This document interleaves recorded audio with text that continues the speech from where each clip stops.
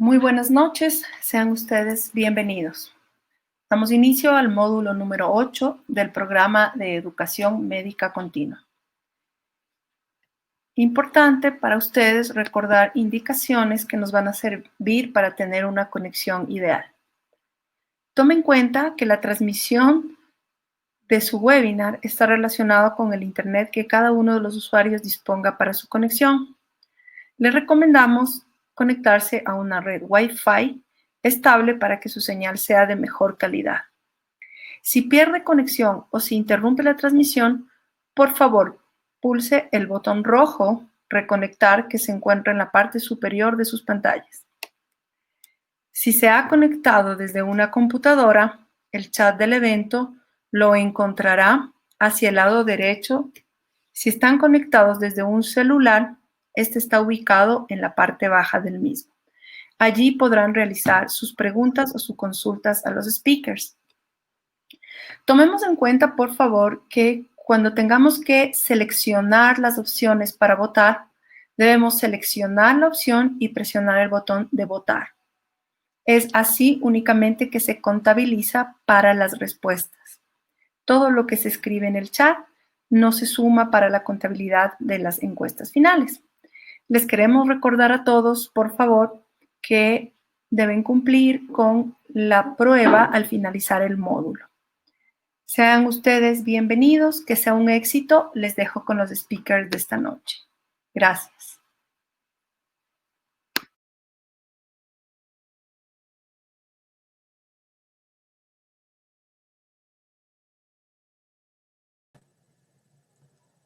Buenas noches, colegas. Mi nombre es Óscar Aguirre. Soy cardiólogo del Instituto Nacional Cardiovascular en Lima, Perú. Y tengo el honor de poder dirigirme a ustedes esta noche para presentarles la culminación de este esfuerzo mutuo que se ha desarrollado entre las sociedades ecuatoriana y peruana de cardiología con el apoyo del laboratorio Servier. De manera que después de 6 semanas, finalmente estamos llegando al último módulo de un problema que no es menos importante por ser el último y que me va a permitir en esta oportunidad presentar al ponente de esta noche. Es el doctor Hugo Aucancela. Él es médico cirujano graduado en la Universidad Central del Ecuador. Desarrolló especialidad en cardiología y subespecialidad en ecocardiografía en el Instituto Dante Passanese en Sao Paulo. Fue presidente de la Sociedad Ecuatoriana de Cardiología, Núcleo Pichincha, y es docente actual de cardiología por la Universidad de las Américas. En esta oportunidad el módulo tiene 2 fases. La primera de ellas es la que va a desarrollar el doctor Hugo Aucancela en relación a la importancia que tiene el manejo de la diabetes en la enfermedad cardiovascular. Doctor Aucancela, buenas noches. Buenas noches, doctor Aguirre. Buenas noches a todos los asistentes a esta jornada que llega hoy a su fin y que gracias al auspicio del laboratorio Servier ha hecho de que sea un momento primero de hacer amistad con nuestro vecino país Perú y hacer también amigos con colegas de la región. Esta vez voy a tratar de explicar el último módulo que es la población especial en diabetes, y los autores de este módulo son el doctor Ernesto Cardona de México y Dragos Venereau de Rumanía. Ellos son los que conforman el comité directivo, por lo que vamos a hablar esta noche. Asimismo, como dijo el doctor Aguirre, este programa recibió el apoyo financiero de Servier en una forma de ayuda educativa y nosotros no tenemos ningún conflicto de interés también. Los objetivos didácticos de esta charla será que una vez terminado este módulo, los participantes serán capaces de explicar la influencia de la hipertensión y la diabetes en las enfermedades cardiovasculares, incluida la importancia de control riguroso de la presión arterial en los pacientes diabéticos.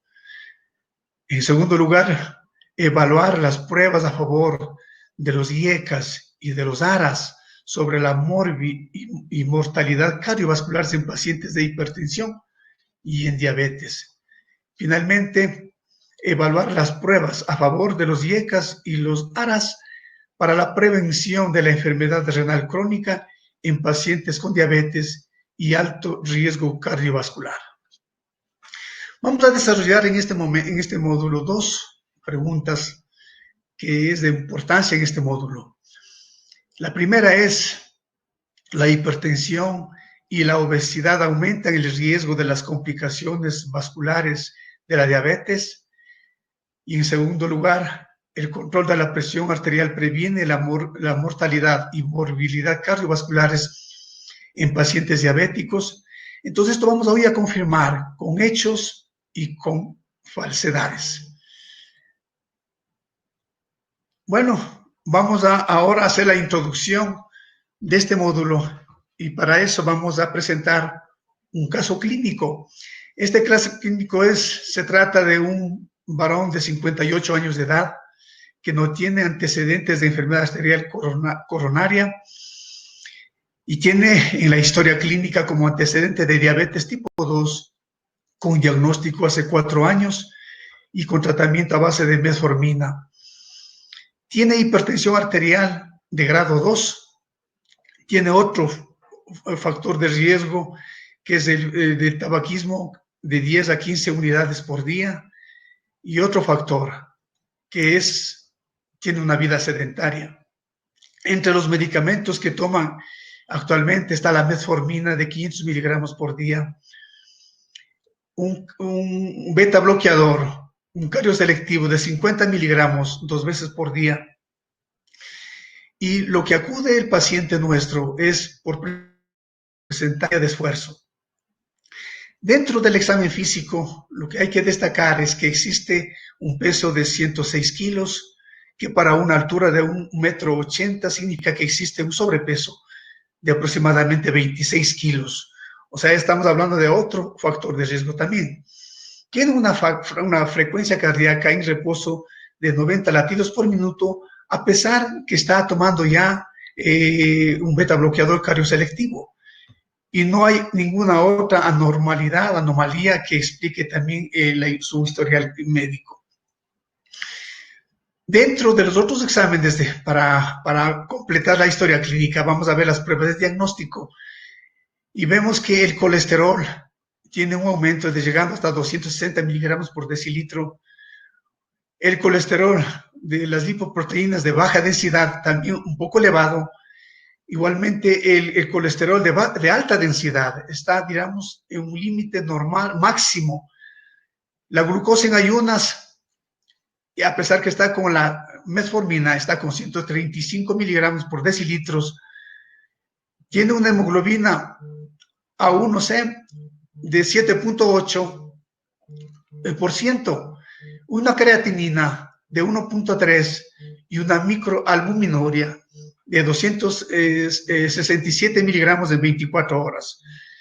Ahora, de esto tenemos que nosotros sacar una especie de resultado, porque estamos hablando de los factores de riesgo cardiovascular.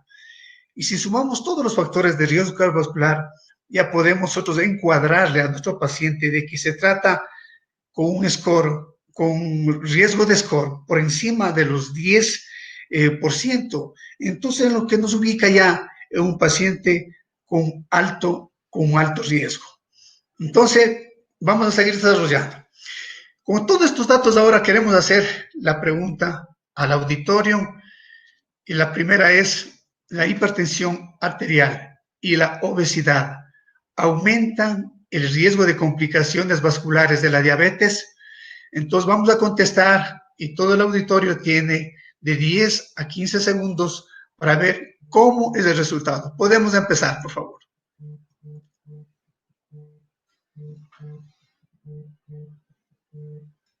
Qué bueno. Tenía todos los pacientes, el paciente tenía todos los factores de riesgo y no ha habido ni un asistente que no haya respondido de una forma incorrecta. Yo les felicito porque quiere decir que primero la capacidad de aprendizaje en este módulo ha sido excelente y por tanto, como estamos en la fase final, también vemos que ya las cosas se hacen un poco más fácil. Entonces, 100% verdadero. Felicitaciones al auditor. Bueno, vamos a verificar los hechos. ¿Y cómo verificamos los hechos? Vamos a ver primero cómo es el número estimado y el proyectado de la diabetes en el mundo. Hay un estudio que se publicó en el año 2017, en el que en ese entonces existía en el mundo alrededor de 426 millones de diabéticos. Y para 23 años, la proyección es que a nivel mundial exista 628 millones de diabéticos. ¿Eso qué significa?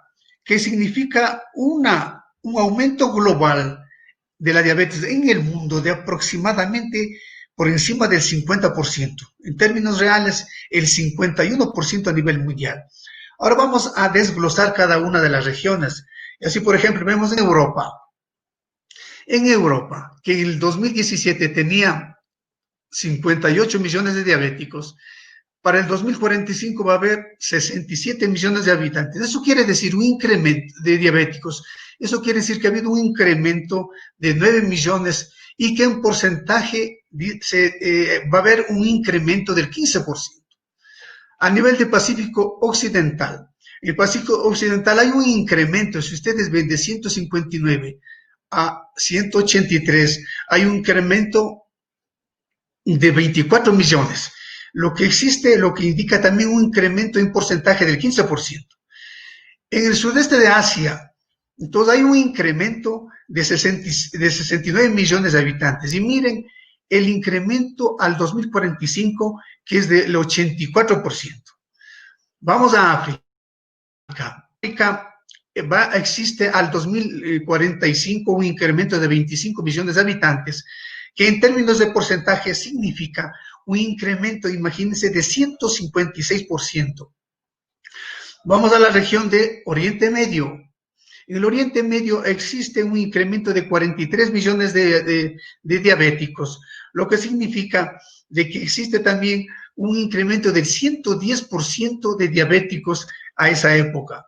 Y vamos ahora en otra región, en la parte de Norteamérica, que comprende inclusive hasta el Caribe, que existe un incremento de 16 millones de diabéticos, lo que indica que hay un incremento al 2045 del 34%. Y en otra región, América del Sur, que existe también de 26 millones a 42 millones, hay un incremento de 16 millones, lo que indica que existe un incremento del 61%. Entonces, esto indica de que todo el tiempo, estamos con un incremento permanente de la diabetes y por tanto el riesgo de mortalidad se va incrementando a nivel del mundo. Esto en cuanto ahora para indicar cómo es la prevalencia de la hipertensión arterial en adultos en pacientes con diabetes tipo 2. Entonces hay una revisión que se hizo desde el 2001 al 2012. En esta revisión se quería ver cuál es el incremento de la hipertensión arterial por regiones en relación con la presión arterial.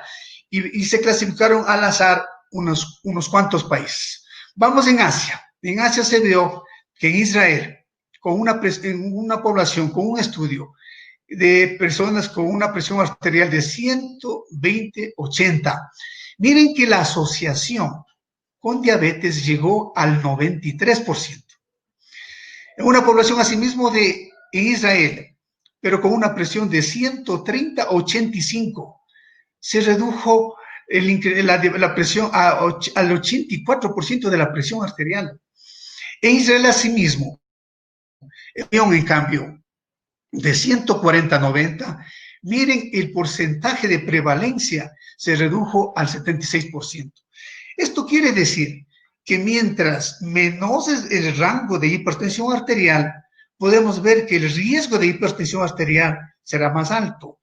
esta es la discusión que hubo con las guías de Norteamérica publicadas en el 2018, donde bajaron el límite de la hipertensión arterial de 140/90 y al bajar a 130/80 se incrementaron de la noche a la mañana el porcentaje de la hipertensión arterial. Y eso originó un gran debate porque discordaban los parámetros tanto de las guías americanas como las guías europeas. Miren, asimismo, en Europa, en Europa se estudia asimismo una población de hipertensión arterial no asistida y en diabéticos. Y miren la incidencia de la hipertensión en diabetes, que llega al 87%. En el Reino Unido, a una presión de en cambio de 130/85, existe una prevalencia de hipertensión arterial de hasta el 80%. A nivel de América, se escogió a México. En México, en cambio, con una presión 40/90, con el uso de antihipertensivos, la asociación de hipertensión arterial llegó al 33%. Y a nivel del Caribe, en una población negra, entonces vio que en una presión diastólica de más de 83 milímetros de mercurio, la asociación con la hipertensión arterial llegó al 53%. Y en cuanto a la presión sistólica superaba los 144, la incidencia y el porcentaje llegó a 33%. Entonces, esta lámina lo que nos explica es la relación directa de altísima incidencia entre la hipertensión arterial y la diabetes. Y más aún, cuando aumentan los valores de la presión sistólica y de la diastólica, el incremento es mayor de la incidencia de la asociación de la diabetes y de la hipertensión arterial. Entonces, estamos hablando de dos factores de riesgo que están íntimamente ligados, y esa es la hipertensión arterial. Y como vemos, estas dos juntas pueden aumentar o predisponer en mayor porcentaje a enfermedades cardiovasculares. Y para eso vamos a decir que la diabetes y la hipertensión arterial, para este tipo de acción, tiene varios factores en común. Y entre esos tenemos que las dos enfermedades tienen la herencia, la resistencia a la insulina, la dislipidemia y la obesidad son factores de riesgo en común para la diabetes y para la hipertensión arterial. Y estos factores de riesgo van a predisponer a varios problemas. Van a predisponer juntos, pueden predisponer a la arteriosclerosis, a la disfunción endotelial, a la inflamación vascular, a la fibrosis vascular y a la remodelación arterial. Indicando asimismo que la arteriosclerosis lo que va a afectar es a la enfermedad macrovascular, y esta a su vez va a llegar a producir la enfermedad cardiovascular. En cambio, las otras tres, la disfunción endotelial, la inflamación vascular, la fibrosis vascular y la remodelación vascular, tiene como principio fundamental alterar o producir una enfermedad microvascular. Y esta enfermedad microvascular es la que va a determinar la enfermedad cardiovascular. Entonces, ahí hay una gran diferencia de cómo es que actúa la arteriosclerosis y cómo a nivel de la enfermedad macrovascular y los otros factores de riesgo para provocar una enfermedad microvascular. Bien, igualmente hay un estudio que se realizó, que se publicó en el año 2018, en el que se dice que la presencia de la diabetes arterial va a duplicar el riesgo de una amplia variedad de enfermedades vasculares. Miren este tipo de asociación, de incidencia, cuando se asocian las dos enfermedades. Y asimismo, en este tipo de estudio que se publicó en 2018, las enfermedades cardiovasculares pueden afectar hasta el 32% de todas las personas con diabetes mellitus. Imagínense, casi en la tercera parte de afectados se produce en la diabetes. Y por último, las enfermedades cardiovasculares asimismo son el responsable de la mitad de todas las muertes de las personas diabéticas. Entonces, esto asimismo para corroborar que la incidencia o la asociación de estas dos enfermedades pueden contribuir a un aumento de la incidencia de todos estos factores de riesgo importantes. Asimismo, luego se hizo una publicación en la que, para determinar cuáles son las muertes atribuidas de acuerdo a los factores de riesgos concretos. Y así vemos que la hipertensión arterial es la que mayor predisposición existe para este tipo de problemas, para factores relacionados a los riesgos vasculares. En segundo lugar, el tabaquismo. Y en lo que nos concierne, miren, la glicemia elevada contribuye a este tipo de problemas junto con la inactividad física y el sobrepeso y la obesidad. Y asimismo, estos factores de riesgo nos indican que la asociación de estos problemas va a contribuir a un incremento de esta enfermedad. Y esto para indicar cómo es que la diabetes mellitus y las enfermedades cardiovasculares van a reducir la esperanza de vida en los pacientes. Miren, a la izquierda tenemos hombres con diabetes y a la izquierda tenemos las mujeres con diabetes. Vamos a determinar, según la edad, de 40 hasta 90 años, tanto el hombre como la mujer. Y a la izquierda tenemos los años perdidos de acuerdo a esta incidencia. En rojo tenemos las muertes vasculares. Y miren en los ojos, en los hombres. Cuanto más joven es mayor la pérdida de años de vida. Y asimismo por enfermedad vascular. Y llegando a la muerte no vascular hasta más de 6 años de vida perdido. Pero miren lo que ocurre en la mujer. La incidencia es bastante mayor. Y miren en la edad de 40 años que llega a una incidencia de pérdida de años de vida de hasta 4 años por muerte vascular. Pero con muerte no vascular llega casi hasta 7 años de pérdida en la edad de 40 años de vida, que progresivamente, conforme avanza la edad, va reduciéndose y llegándose a empatar estas dos líneas a la edad de 90 años. Esto significa asimismo que la mayor incidencia y la mayor afectabilidad existe en las mujeres más que en los hombres.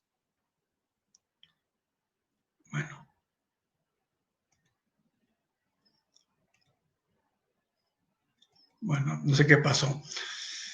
Bueno, y aquí faltó una diapositiva. Bueno, yo no sé qué pasó. Hay otra, la siguiente diapositiva, en cambio, es para indicar si los pacientes han conseguido los objetivos en la diabetes. Para esto nosotros tenemos una referencia. Es un estudio que se compara con aquellos estudios que se hizo del 2007 al 2010. Entonces son 3 estudios que se comparan con un número de pacientes de 1.447 del 2007 al 2010. En azul intenso vemos en un periodo de 6 años un número de pacientes de 1.497 con factores aislados. Aquí tenemos con la hemoglobina A1C, y luego tenemos con la presión arterial, luego tenemos con los lípidos de baja densidad y por último vemos con las estatinas. Tenemos que decir que la referencia o el objetivo combinado está aquí marcado en rectángulo, que es tener en combinado, por supuesto, una hemoglobina menos A1C de menos de 7, una presión arterial de menos 130/80 y una dislipidemia de baja densidad de menos de 100. Y vemos que, por ejemplo, en la primera parte, cuando solamente se trata de la hemoglobina A1C1, miren, en comparación con los cálculos del 2007 a 2010, siempre existe una menor incidencia de control. Cuando es con la presión arterial, entonces, especialmente en los valores del 2088 al 2094, la incidencia o el control o el beneficio es menor en comparación al beneficio del 2007 a 2010. Miren lo que ocurre con la lipoproteína de baja densidad en que el control del 2088 al 2094 es bastante menor en comparación con el estudio de control de 2007 a 2010. Y con las estatinas es mucho más evidente que existe un menor control en los años anteriores en relación al 2007 a 2010. Esto nos concluye en una forma global, comparado con los objetivos combinados, el objetivo ABC, que el 81.2% de los pacientes no alcanzó el objetivo combinado. Esto indica asimismo una gran preocupación para las medidas sanitarias en el futuro de todos nuestros pacientes. Bueno, con todo lo que hemos hablado, por tanto, ustedes estaban en lo cierto y nos permiten decir que la hipertensión arterial y la obesidad aumentan el riesgo de complicaciones vasculares de la diabetes. Y eso es verdad, como todo el auditorio, todos los asistentes lo dijeron. Felicitaciones por esa respuesta. Bueno, por último, vamos a la segunda pregunta. Y la segunda pregunta es: ¿el control de la presión arterial previene la morbilidad y la mortalidad cardiovascular en pacientes diabéticos? Entonces, ahí las tres respuestas: verdadero, falso y no lo sé. Así que esperamos. No me dieron tiempo ni a terminar la pregunta y ustedes ya lo conquistaron. Bueno.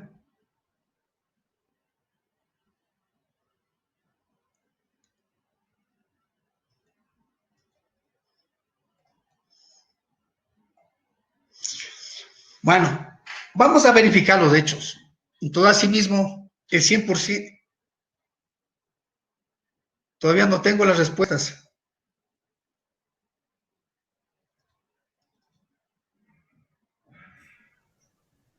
Doctor Hugo, el 97% ha votado verdadero.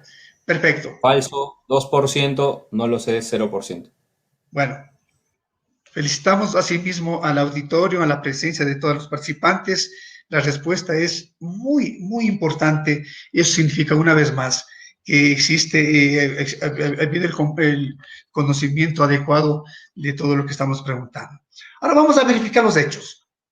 Y entre los hechos vamos a ver, a buscar un estudio observacional, el estudio de diabetes, en el Reino Unido, en el que estudiaba cómo el valor inferior de la hemoglobina A1C influía con los riesgos asociados a los episodios cardiovasculares. Y para eso nosotros tenemos la categoría de referencia que es de hemoglobina 1. Y en un cálculo, una escala lineal, vemos que conforme va aumentando el número de la hemoglobina de los gramos, tenemos también ya la curva. Y vamos a empezar vamos a estudiar, analizar en 4 grupos de pacientes. En pacientes con infarto miocardio mortal y no mortal, en pacientes con accidente cerebrovascular mortal y no mortal, en pacientes con amputación o muerte por enfermedad vascular periférica y por último en pacientes con insuficiencia cardíaca. En la primera parte vamos a hacer de derecha a izquierda. Entonces ustedes ven cuanto más alta esté la hemoglobina A1C, entonces mayor existe el riesgo. ¿Y qué decimos entonces ahora? Cuando se reduce por cada gramo de reducción de hemoglobina glicosilada, en el infarto miocardio mortal existe una reducción de hasta el 14% de este tipo de factores de riesgo. Entonces, miren lo importante que es mantener más bajo la hemoglobina A1C. En cuanto a los accidentes cerebrovasculares, por cada reducción de 1 gramo de hemoglobina A1C, existe una disminución de este factor de riesgo de hasta el 12%. Y en cuanto a la amputación o muerte por enfermedad vascular periférica, vemos que por cada reducción de 1 gramo existe una disminución de este factor de riesgo de hasta el 43%. Entonces es importantísimo este tipo de disminución en todos estos problemas. Y miren en la insuficiencia cardíaca. Asimismo, por cada gramo de reducción de la hemoglobina A1C, existe una disminución de este riesgo asociado de hasta el 16%. Entonces, asimismo, es para concluir que este tipo de factor de riesgo, cuando más reducción exista, habrá un riesgo menor en este tipo de enfermedades cardiovasculares. En un estudio observacional, asimismo, del Reino Unido, en una muestra de 3.642 pacientes, entonces era para indicar cómo es que la reducción de la presión arterial sistólica disminuye el riesgo de complicaciones clínicas. Y por eso vamos a decir cómo es que una protección, un descenso de la presión sistólica de 10 milímetros de mercurio en complicaciones relacionadas con diabetes, existe una reducción del riesgo de hasta el 12%. Asimismo, en un descenso de presión sistólica de 10 milímetros de mercurio, en muertes relacionadas con diabetes, existe una reducción del factor de riesgo de hasta el 15%. En cuanto al infarto agudo de miocardio, la disminución de 10 milímetros de mercurio de la presión sistólica, existe una reducción de hasta el 11% de este riesgo. En cuanto a las complicaciones microvasculares, que son las retinopatías, que son la hemorragia vítrea y que es también la enfermedad renal, vemos que existe una reducción de hasta el 13% de posibilidades de este tipo de factor. Entonces, asimismo, confirma lo que estamos diciendo, que la reducción de la presión arterial sistólica disminuye en una forma importante las complicaciones clínicas. Y aquí, igualmente, para ver cómo es que la reducción, una mayor reducción de la presión arterial sistólica se asocia a un descenso mayor, cada vez mayor, de la morbilidad y la mortalidad cardiovascular. Entonces aquí vamos a comparar una diferencia de la presión en azul, de la presión arterial en un placebo o en un tratamiento menos activo, y en rojo vamos a ver la diferencia entre la presión arterial asociada a un beneficio cardiovascular. Entonces, en la primera parte, hay varios estudios que van a contribuir a esto. Y tenemos así el estudio HOT. Este estudio es el optimal. Miren, con una reducción de 3 milímetros de mercurio, existe una importante reducción de la mortalidad. El estudio una reducción asimismo de 155, que es en el placebo. Frente a el estudio SHEF determinó que existía una importante reducción de este factor y mortalidad. Y asimismo todos los estudios que tenemos aquí, este estudio del Reino Unido, que indica una importante reducción de la mortalidad de los pacientes cardiovasculares. Este estudio, el europeo, es el que mayor importancia se ve el mayor beneficio del descenso de la mortalidad cardiovascular. Este estudio, el PROGRESS, este estudio PROGRESS que se utiliza con el perindopril, miren también que existe una importante reducción de la mortalidad. El estudio ADVANCE, el ADVANCE también produjo este tipo de reducción, y todos los estudios. Hay un estudio aquí con amlodipino, en la parte final. Con el amlodipino determinó que no existe ningún beneficio del riesgo cardiovascular. Entonces, esto asimismo, entonces nos va a contribuir una vez más para indicar de que la reducción de la presión sistólica queda demostrado que por múltiples estudios y publicados hasta en la actualidad determinan que existe un descenso de la mortalidad de las enfermedades cardiovasculares. Bueno, finalmente, en esto de los estudios que van a contribuir a que existe una reducción de los controles de la presión arterial, hay varios sobre la diabetes, según la enfermedad cardiovascular de base. excluido, por supuesto, dos enfermedades, que es la enfermedad renal crónica y la intolerancia a la glucosa. Y vemos que hay estudios ya que han terminado, y entre estos estudios finalizados tenemos que van a actuar en los factores de riesgo cardiovasculares, en la enfermedad aterotrombótica, en el síndrome coronario agudo o en la insuficiencia cardíaca. Entonces vamos a ver, estudios como el ESSEL, el LEADER, el SUSTAIN 6, son a base del receptor de la agonista, son a cargo de los receptores de agonistas de la glutamo, de la peptidasa glutamo 1. Estos estudios van a determinar alteraciones o van a contribuir, van a actuar en los factores de riesgo cardiovascular, así como también en la enfermedad cardiovascular. El estudio SEBUR y el TIMI-3, que es a base del inhibidor de la dipeptidasa 4, es también que va a actuar sobre estos dos factores. Hay el estudio a base del inhibidor, del cotransportador de sodio y glucosa, que van a actuar solamente en la enfermedad protrombótica. Y por último hay estudios, el ELIXA y el ELIXA, que van a actuar también ya en el síndrome coronariano agudo. Y hay varios estudios que están en marcha con este mismo tipo de medicamentos que van a actuar tanto en los factores de riesgo cardiovascular como en la enfermedad aterotrombótica.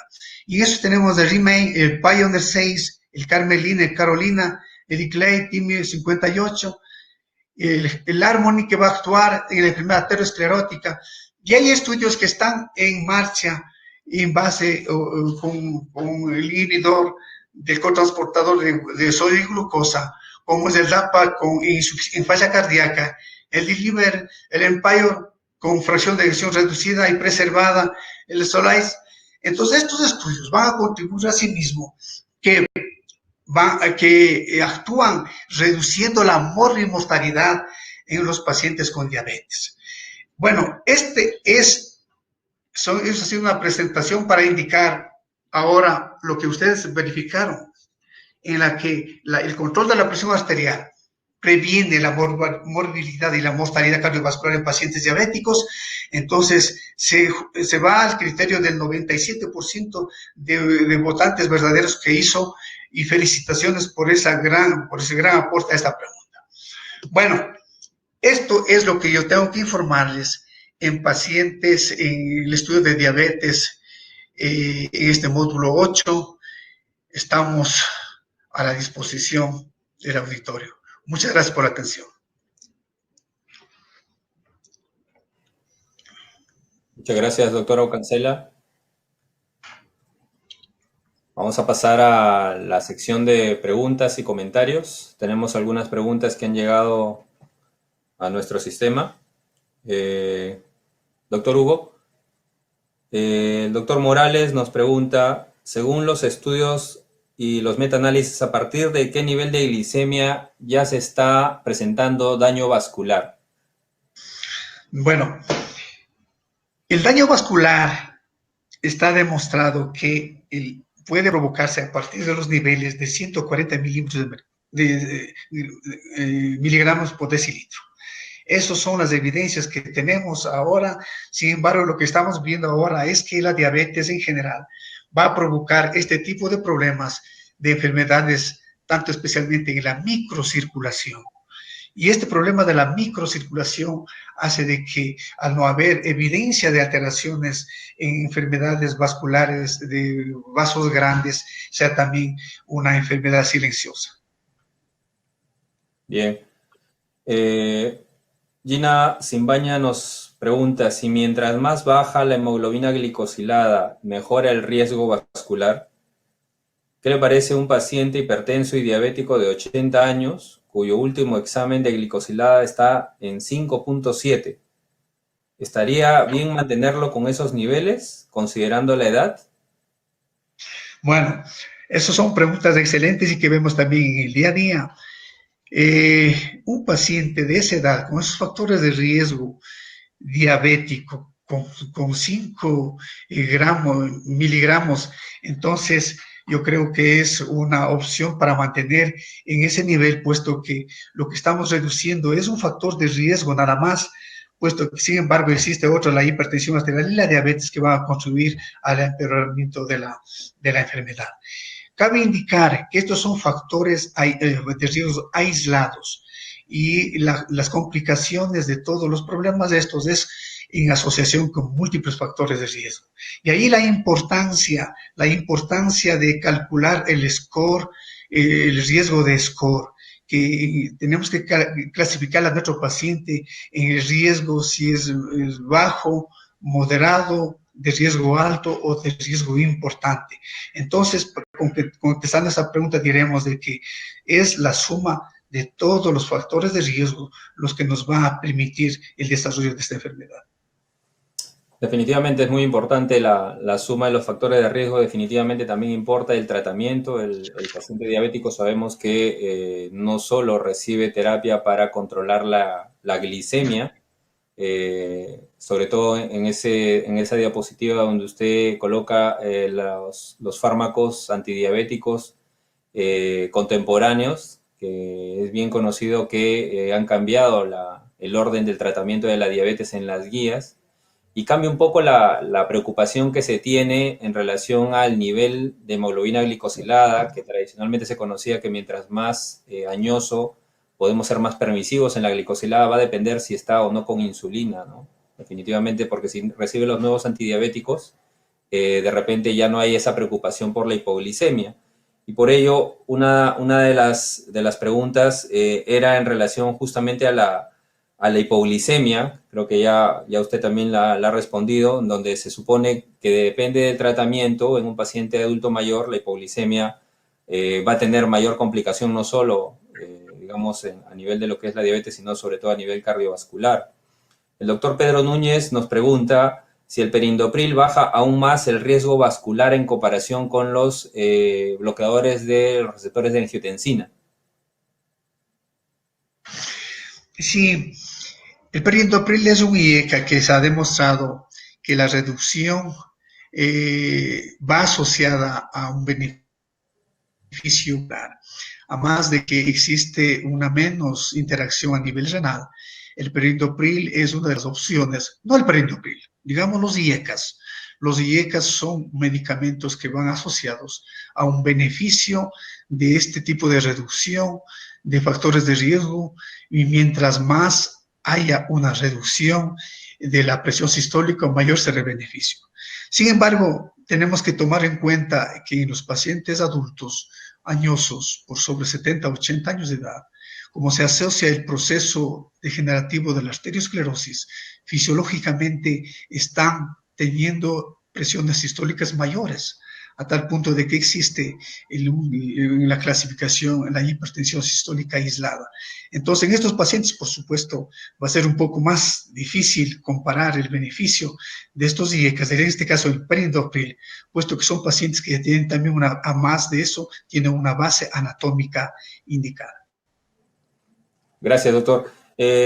Hay varias preguntas en relación a la preocupación que existe en el paciente diabético sobre la hipoglicemia. Tratando de integrar algunas de ellas, nos pregunta Karim Puente si el ser intensivo en el tratamiento hipoglicemiante en edad avanzada aumenta la variabilidad aumenta la variabilidad glicémica, que aumenta el riesgo cardiovascular y los episodios de hipoglicemia.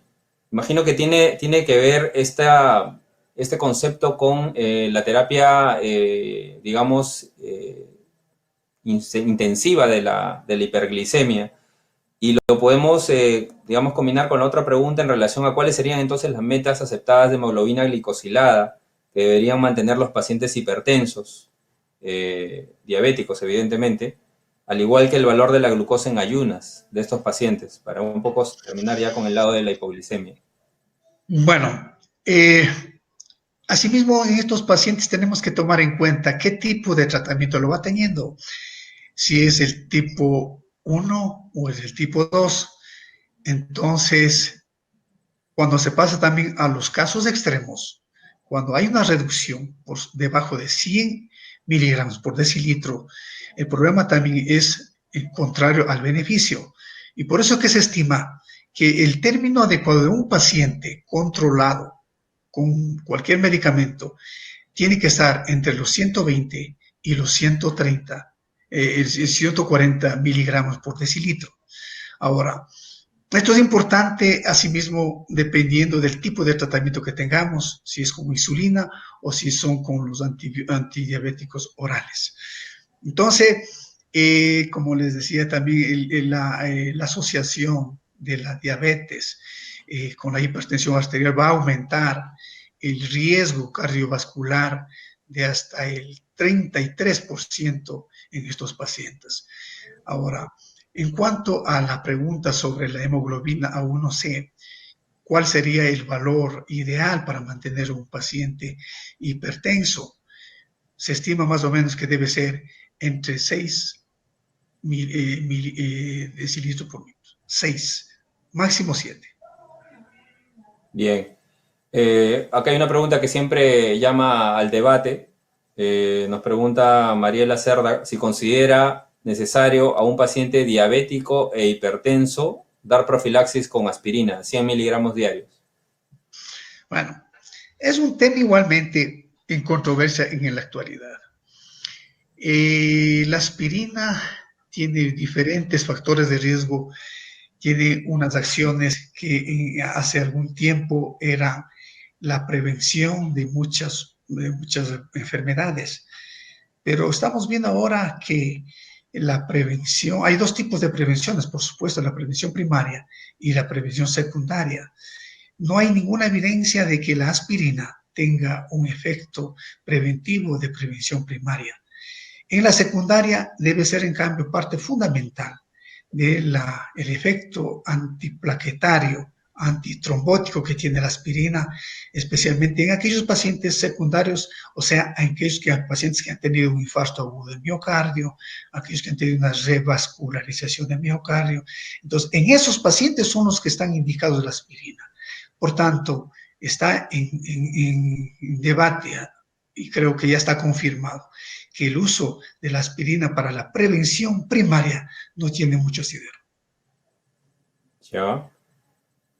Acá había una pregunta también interesante en relación a ver, una nos pregunta, ¿cuál es el mejor antihipertensivo para iniciar en un paciente diabético? Y si es que en realidad existe un beneficio del uso de antihipertensivos en pacientes que son diabéticos y no necesariamente hipertensos. Bueno, uno de los medicamentos que actúan en beneficio de la hipertensión arterial, por supuesto, son los IECAS. Los que sí está confirmado es que el beneficio de la asociación, mejor dicho, con los calcio antagonistas no tiene mucho asidero. Los inhibidores de la ECA, entre esos, uno de los que son portadores de los IECAS, el perindopril, tiene una importancia grande en pacientes renales, puesto que el beneficio es mayor en la prevención de la progresión de la enfermedad. Sí, correcto. ¿Lo interrumpí, perdón? No. Ya. Sí, nomás. Perfecto. A ver, hay muchas preguntas, la verdad. Agradecemos al auditorio por su audiencia y por los comentarios y las preguntas, felicitándolo por la exposición, doctor Hugo. A ver, vamos a tratar de seleccionar algunas. Hay una en la que se refiere a los pacientes diabéticos tipo 2, si considera que con valores de glucosa igual o mayores a 126 y que ya tienen retinopatía, esto significaría un mayor riesgo de daño macrovascular a nivel cardiológico. Bueno, las enfermedades que afectan a nivel de la retinopatía son microvasculares. no está relacionado absolutamente de que puede afectar este tipo de problema a nivel de problema cardíaco. Entonces, el beneficio en aquellas enfermedades microvasculares, como la retinopatía, como la insuficiencia renal, el beneficio es grande con este tipo de medicamentos microvasculares. Gracias. Nos preguntan en relación a algunos colegas que no están familiarizados con perindopril, más con enalapril, y si es que se puede decir que la dosis de 5 miligramos es cardioprotectora, puesto que normalmente utilizan pues, dosis mayores de enalapril en estos pacientes. En todo caso, ¿cómo iniciaríamos la dosis de perindopril en el paciente diabético? Bueno, otra vez vamos a volver al capítulo de las guías. Siempre ahora en la época actual, para iniciar el tratamiento de una hipertensión arterial, hay una frase que dice, mientras más temprano, mejor. Eso significa de que mientras más temprano se inicie la acción de los fármacos, mejor es para la prevención de las complicaciones cardiovasculares. Y en muchos pacientes, en las guías, especialmente las europeas, se aconseja empezar desde el inicio los medicamentos duales. Y las asociaciones va a depender mucho, asimismo, del objetivo primario. Cuando se quiere proteger el riñón, es muy indicar que la asociación de los IECAS, especialmente que puede ser con un diurético o que puede ser con un calcio antagonista, es importante para el beneficio. Ahora, en la época actual, en nuestro tiempo, en nuestro medio, el perindopril, que es una droga de hace mucho tiempo y que se le da mucho uso, especialmente en la parte europea, nosotros estamos viendo con gran satisfacción el beneficio en la hipertensión arterial y especialmente en aquellos casos en que los IECAS o los ARAS inclusive no dan resultados. Y siempre empezamos con una asociación de entre 5 a 10 miligramos de perindopril asociados asimismo a dosis baja de calcio antagonistas. Y hay estudios en que esta asociación tiene un importante beneficio para la protección renal. Es cierto. Recordemos que justamente en el estudio que usted presentó en el Advance, un criterio, más bien no fue criterio de inclusión el incluir pacientes hipertensos, y el beneficio fue aún así logrado como el que ya se presentó, y sobre todo se logró demostrar, a diferencia de algunos ARA2 en pacientes diabéticos, que la reducción de la presión lograda en el estudio Advance fue la que permitió el beneficio que se demostró. Lo cual nos lleva a una última pregunta en relación a justamente si existe un efecto de clase de los IECAS, dado que se han mencionado algunos fármacos de esta familia en diabetes. ¿Existirá el efecto de clase al respecto? Yo creo que va a haber ese efecto de clase. Vean, por ejemplo, nosotros en la parte que hacemos ecocardiografía, nosotros estamos tan complacidos, por ejemplo, el uso del medicamento del DAPA, complacidos en el sentido de que mejora no la patología en sí, sino que mejora la clase funcional. Puesto que son pacientes muy con alteraciones generalizadas sistémicas. Y este estudio con el DAPA ha permitido asociar a un beneficio y que lo hemos visto, y lo hemos valorado y lo hemos comprobado con estudios, y entre los estudios que nosotros siempre estamos haciendo para este tipo de búsqueda de objetivo es el strain. El strain que utilizamos nosotros en el ecocardiograma para medir el tipo de grado que es negativo siempre, nosotros decimos que el strain es ahora un predictor de insuficiencia cardíaca. Eso es lo que nos va a indicar. Y cuando empezamos a hacer estos estudios, por ejemplo, con el DAPA, lo que hacemos es medir al inicio y luego de un tiempo determinado hacer luego una revisión y vemos que se reduce en una forma ligera el grado del strain. Esto nos indica el beneficio de este uso de drogas. Sin embargo, todo esto no está confirmado en una forma total. Son estudios que están presentándose últimamente y hay dos clasificaciones en estudios con fracción de eyección reducida y en fracción de eyección conservada. Entonces, se está utilizando este tipo de pacientes más, por tanto, en pacientes para estudiar la clase funcional.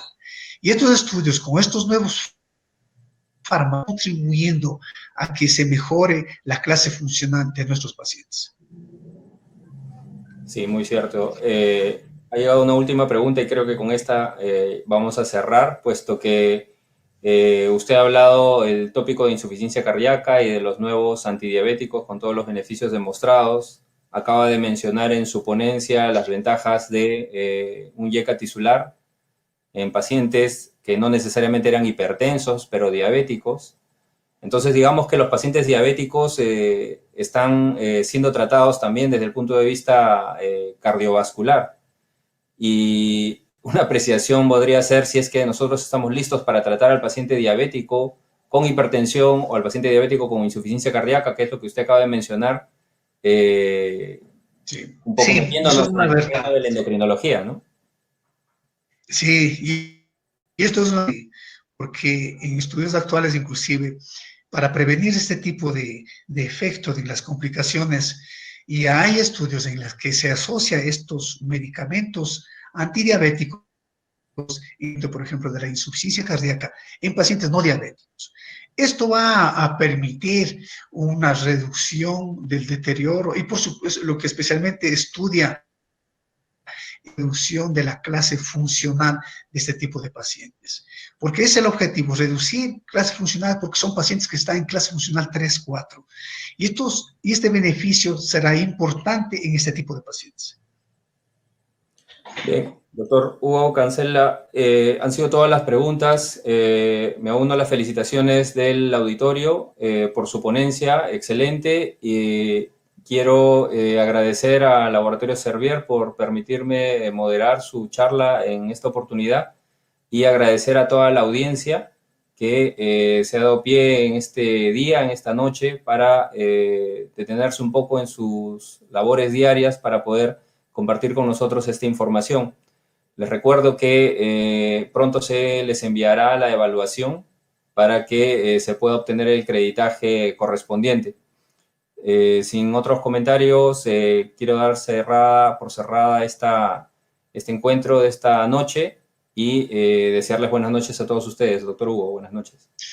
Muchas gracias, doctor Ogueira. Muchas gracias a todos los participantes por habernos dado la oportunidad primero de ser amigos en la región con un país hermano, Perú, y con todos los compañeros. Gracias por la atención y hasta una nueva oportunidad. Buenas noches. Buenas noches.